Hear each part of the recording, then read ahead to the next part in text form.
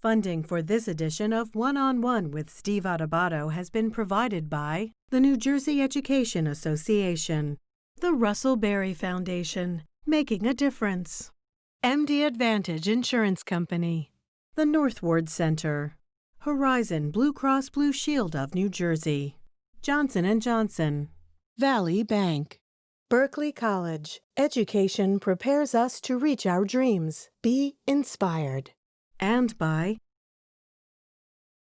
promotional support provided by NJ.com, Small News, Big News, True Jersey. And by Jaffe Communications, supporting innovators and changemakers with public relations and creative services.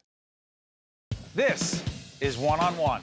I'm an equal American just like you are. The jobs of tomorrow are not the jobs of yesterday. Look at this. You got this? Here it is, man. Look at that. Life without dance is boring. I don't care how good you are or how good you think you are, there is always something to learn. Do you enjoy talking politics? No. People call me because they feel nobody's paying attention. Our culture, I don't think, has ever been tested the way it's being tested right now. That's a good question. High five.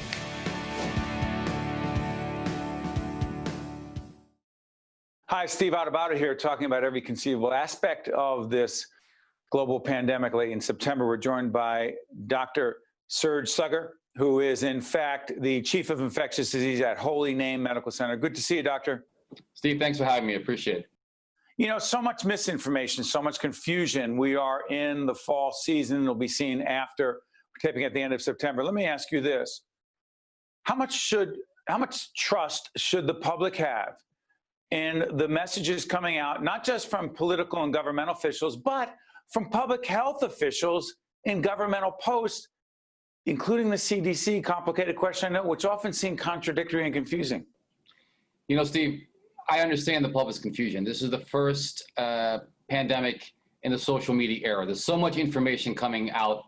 So it's almost like an infodemic, right? Where is the information coming from? Which do we trust? Which we don't trust?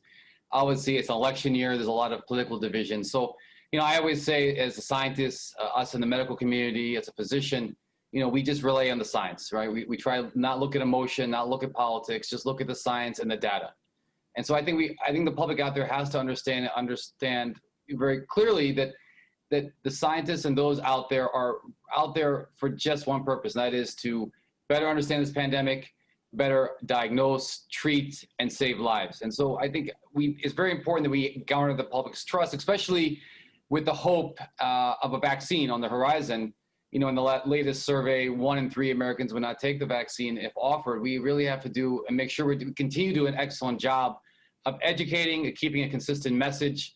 And again, confirming to the public that indeed all our decisions are based on data and science. Because again, we live in an evidence-based world, and that's how we practice medicine. Well, doctor, let's do this. I cannot believe we're taping this 6 to 7 months into the pandemic. Excuse me. And there's still some confusion on the part of some people.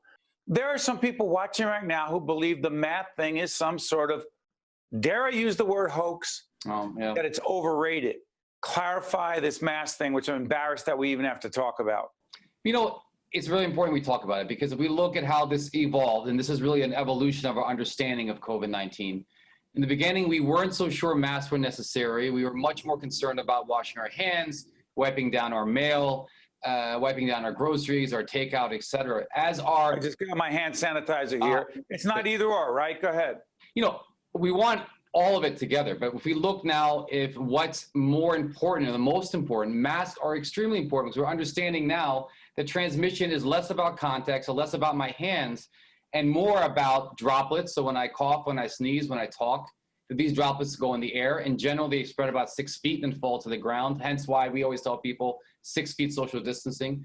But we do know that there's at least a lot of data coming out now, especially in the last few weeks, that some of this virus can be aerosolized. What does that mean? It becomes airborne. Does it stay in the air for a period of time? Does it just drop to the ground? Help us understand that. Yeah, so, you know, the larger droplets, because of their weight, will fall within 6 feet of expulsion. So if I cough, I sneeze, they'll travel 6 feet and they'll fall down.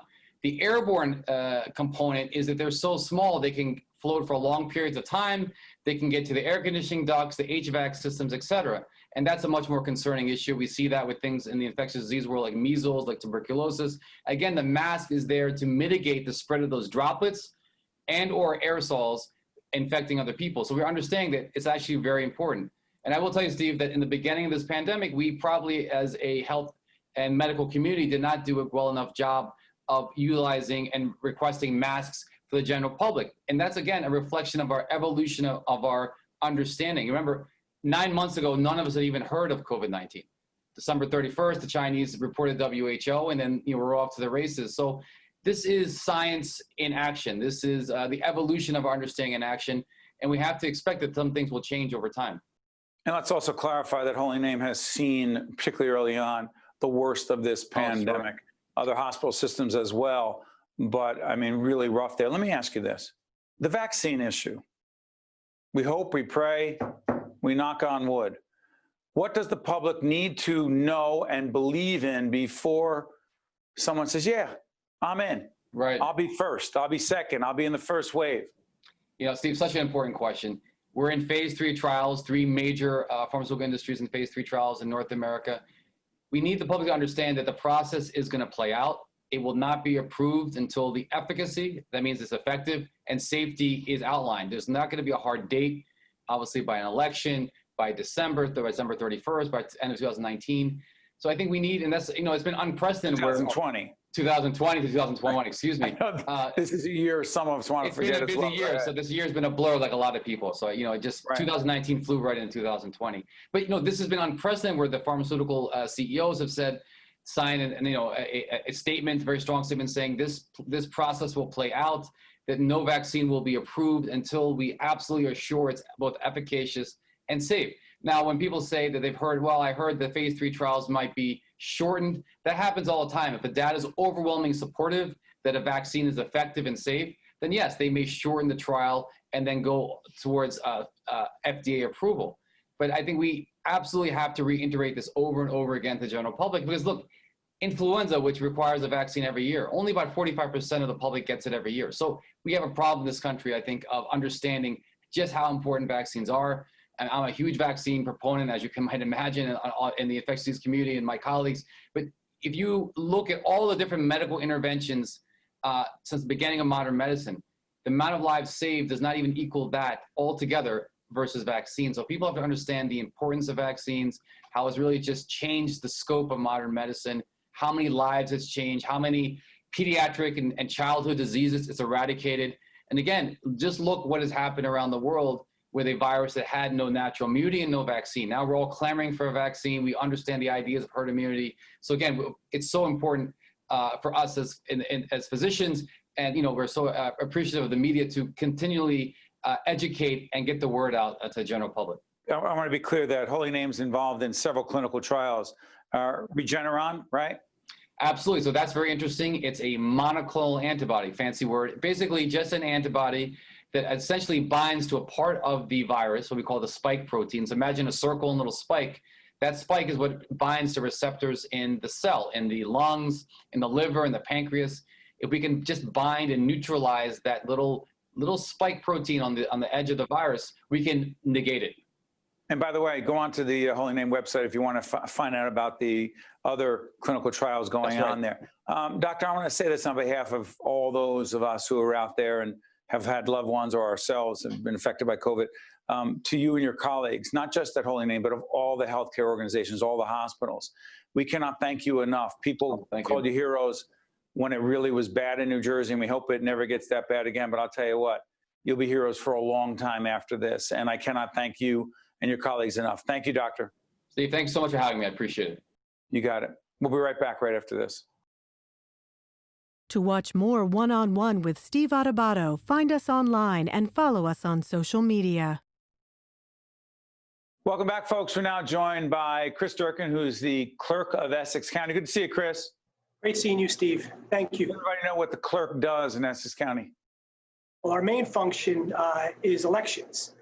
We help to manage the elections in Essex County. We process U.S. passports, swear-in notary publics, register county business names, IDs. I can even perform marriages. So we're all inclusive.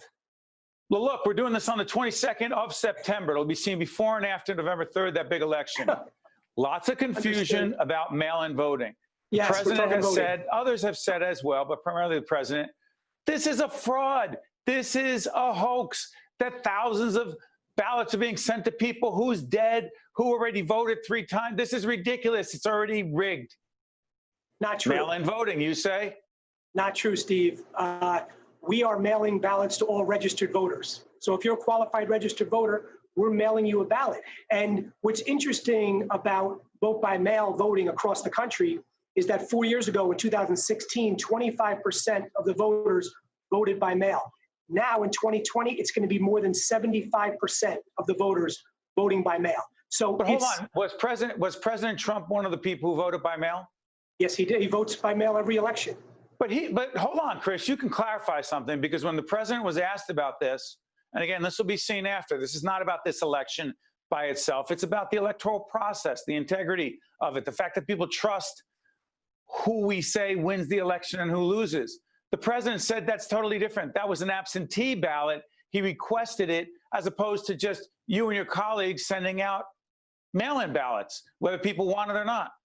Well, Steve, here's what I'll say is the governor of New Jersey actually made it easier for voters, because he's taking out a step to the process where you have to apply. So everyone's getting the first chance to vote by mail. If you don't vote by mail, then you get a chance at the polling place to vote provisional ballot. So you're getting an extra opportunity to cast your vote. And it's a bipartisan process. So the county clerk mails the ballots out, but the Board of Elections, which is made up of 4 commissioners, 2 Republicans and 2 Democrats, they verify the ballots. They count the ballots. So the process is a bipartisan process. So someone says, hey, wait, Chris Durkin, I saw him run. He's a Democrat. I see a D after his name. If there's a county clerk or an election official that's a Democrat, there's a problem. You seem to be saying that it's bipartisan because of this Board of Elections? Yeah, the Board of Elections, they count the ballots. So, and it's set up to be a bipartisan process with 2 Republicans and 2 Democrats who verify every ballot. They verify every signature. So when you go to the polls and you sign the poll book, the board worker is supposed to verify that signature that you are who you say you are, just like this process would vote by mail. You sign the certification envelope. That is saying that you voted that ballot, and the Board of Elections verifies that signature to process that ballot. But doesn't the U.S. Postal Service complicate all this? Meaning, there's lots of questions about whether the Postal Service can handle, whether they have the staff, whether they have the infrastructure, the technology, whatever, to handle this. Doesn't this bring the U.S. Postal Service into this in a way it's never been into it before, into voting? In a way it does, but I'll say, Steve, we are sending ballots out much earlier. We are sending ballots out 37 days before Election Day. Those 5 states that do all vote by mail, they mail their ballots between 21 and 24 days before Election Day. Which states, Chris? Those states are which states? Washington, Oregon, Colorado, Utah, and Hawaii. And they do full vote by mail elections. And they're sending their ballots out 3 weeks before Election Day, and they're able to do the process.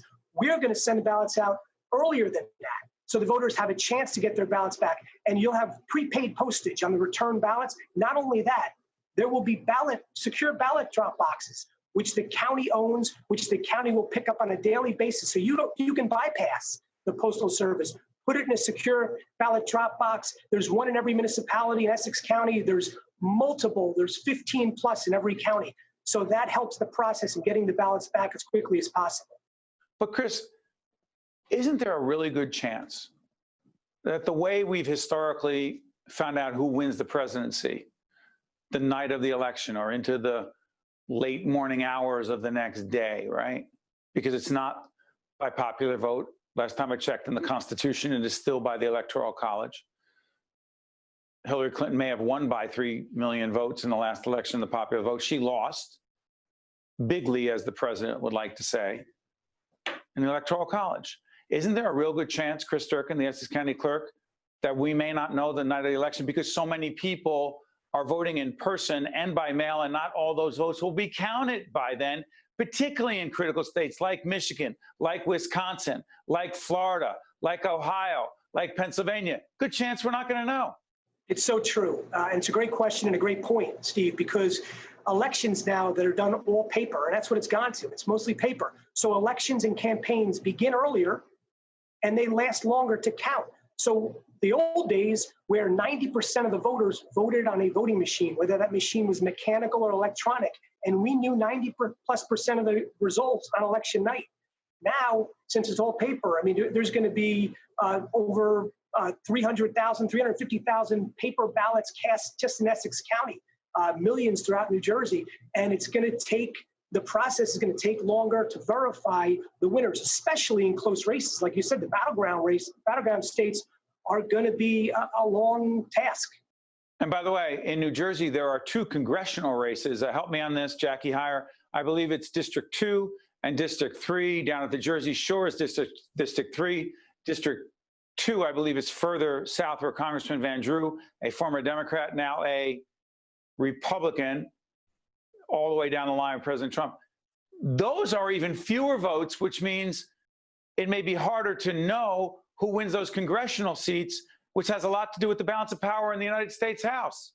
That's exactly right. I mean, you said it before, the Electoral College makes this race a very close race, because if you're just targeting 6 to 8 states and those states are going to be close, it might take a few weeks to count all those ballots in a close contest. And you said it, congressional races are even a smaller sample.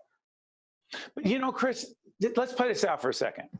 And by the way, is it fair to say, Chris, that whatever happens on November 3rd, this mail-in voting is the wave of the future? There'll be more and more of this mail-in voting, even after a vaccine, even after the pandemic that we're in is much better than it is. It will never, quote, go away. I hope it does, but probably won't. Are you saying mail-in balloting is the wave of the future? It seems to be, Stephen. Just like you, I like going to the polls. I like the communal aspect, meeting my neighbors, seeing them. I like casting my vote, at the polling place on a machine. I enjoy that. Yeah, absolutely. And it does seem to be that this is the wave of the future, the vote by mail, because I think a lot of states are thinking it's another opportunity to have more votes cast. So if you're giving voters a chance early to vote, and then you're giving them another chance on election day, voting on a provisional paper ballot, they think it increases. And it shows in those 5 states, there's an increase in turnout for every election. They're the 5 of the top states as far as turnout goes in the country. Chris, before I let you go, I've got a few seconds left. Are you confident that any fraud, election fraud, voting fraud will be picked up in this election if there is such a thing? I am. And the FBI just testified to Congress that there is zero proof of organized voter fraud for vote by mail. Christopher Wray, the head of the FBI, testified that.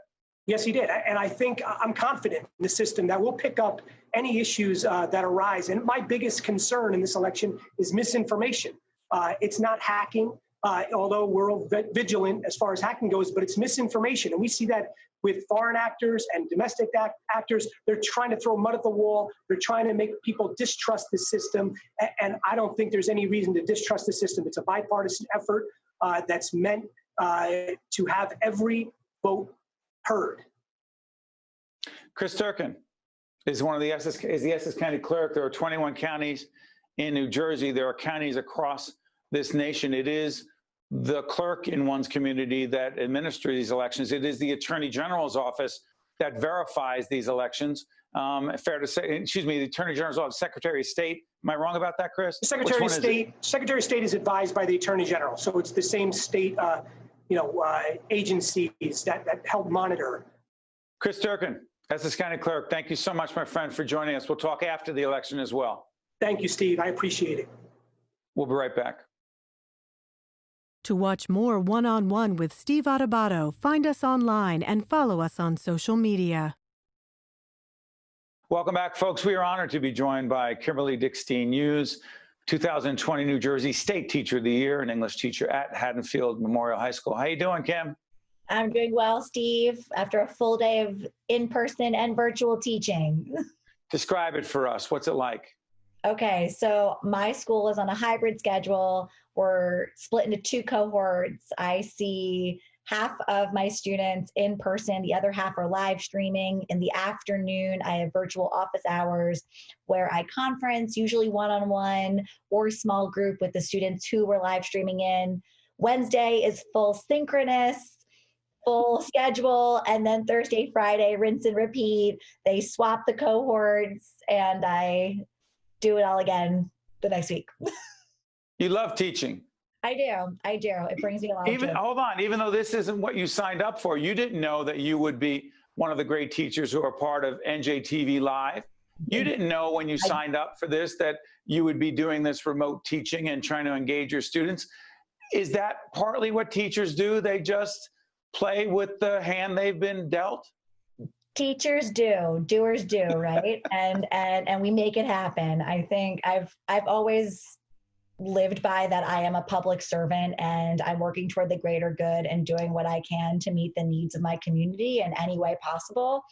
And when charged with flipping an entire institution overnight in 24 hours, we did that, and we're still doing it. So, well, you know what's interesting about that, Kimberly, is that those of us in public broadcasting and the folks at NJTV did not envision. They didn't plan to go. They didn't go into this to do NJTV Live, to do classrooms remotely like that. So Neil Shapiro and John Servideo and Bob Feinberg and all the great team there, they put this together in cooperation with the NJEA. Why did you sign up for that? To be one of those teachers? So I was appointed the lead of the entire program from the Department of Ed. So I suppose I earned the title, just like State Teacher of the Year. What I signed up for was empowering educators. So we were able to air 165 New Jersey educators over the course of 12 weeks. And that's really incredible when you think about the turnaround, and teachers were filming from home and doing everything they could to meet the needs of students who didn't have access. And I signed up for all of the challenges because, one, I was empowering teachers to meet our most vulnerable populations. So there was no question that I was going to rally. Curious about this. Recent article I read about on the college level, too many professors are lecturing to their students in this remote situation. So it's a one-way. I'm obsessed about communication. I'm a student of it. Teach it, try to learn about the need to engage. How do you, again, we all have to look into the camera. By the way, you're here on my screen, but the reality is there's my camera. How important is it that you learn how to connect with the camera, but more importantly, connecting and engaging your students through that camera in a conversation versus a lecture? Sorry for being on my soapbox. Go ahead. No, it's really challenging. One, you've got to link eyes with a little green light and know that's your best friend. But I really I originally was really struggling, but now I think I've actually gotten my groove of how to engage my students who are live streaming in through the chat. So my questions that I answer to the class, I have prepared to post in the chat so students can reply right away. I use very small tricks, but like put a 1 in the chat if. So those students can also be present with my students in class. I know that sounds really simple, but I actually think we need to lean into simplicity, because as we complicate all of the tech in order to connect, I think we're actually creating these divides. And so for me, it's having simple tricks to connect my students who are live streaming in with my students in class. So for instance, group work, my students are in groups and they bring their headphones in, 2 kids in class, 2 kids at home, and they're in small groups connecting live. And that means I'm a little isolated, so my room's really quiet while my students are doing this, but they're connecting with each other, and that's what's supposed to happen. I am not a lecturer, I am an engager. So you're a facilitator. I'm a facilitator, and for me to lecture is really foreign. So I've been trying to find ways to authentically connect. So those one-on-one meetings that I schedule with my students, small groups that when I can during virtual hours, I think leaning into that is probably the best bet. But I can imagine at the collegiate level, that's really challenging because those instructors don't necessarily have an education background. Yeah, by the way, no matter if someone's 10 years old or 20 years old, they need to be engaged. Got about a minute left. I'm going to clarify something. You, I know, believe that teaching in a classroom is more effective on many levels. But these, again, this is the hand that we've been dealt. How confident are you that your students are learning and engaged and making the most of this? I am confident that my students are doing their best. I am confident that teachers are doing their best. I think that we have to rely on data to really know how effective these strategies are, but I know that we're all working toward the same goal, and that's advancing our students' learning. And so I think time will tell, but when we say that our students will be behind, my question is behind what? We are all in this together, and we need to rethink our pacing and rethink our structure and rethink our institutions to meet the needs of a global pandemic. And I think that's really important before we burn everyone out. And I think that's priority number one, is taking care of ourselves. So as parents, we say thank you on behalf of the public television family, particularly the NJTV family that we're all an extended part of. We thank you for leading that effort, working with your colleagues, working with the New Jersey Education Association, working with a great team at NJTV, and keep doing what you're doing. Thank you so much, Kim. Thank you, Steve. I'm Steve Adubato. Thank you so much for watching. We'll see you next time. One-on-One with Steve Adubato has been a production of the Caucus Educational Corporation. Funding has been provided by the New Jersey Education Association, the Russell Berry Foundation, MD Advantage Insurance Company, the Northward Center, Horizon Blue Cross Blue Shield of New Jersey, Johnson & Johnson, Valley Bank, Berkeley College, and by promotional support provided by NJ.com and by Jaffe Communications. The essence of the Northward Center is ingrained in our values, thoughts, and actions. What began as a storefront on Bloomfield Avenue has evolved into a life-changing community nonprofit. The mansion is steeped in tradition, but with all of its grandeur, the true essence of the Northward Center is in the people we serve. So as the Northward Center commemorates 50 years of service, let's also celebrate the many opportunities yet to come.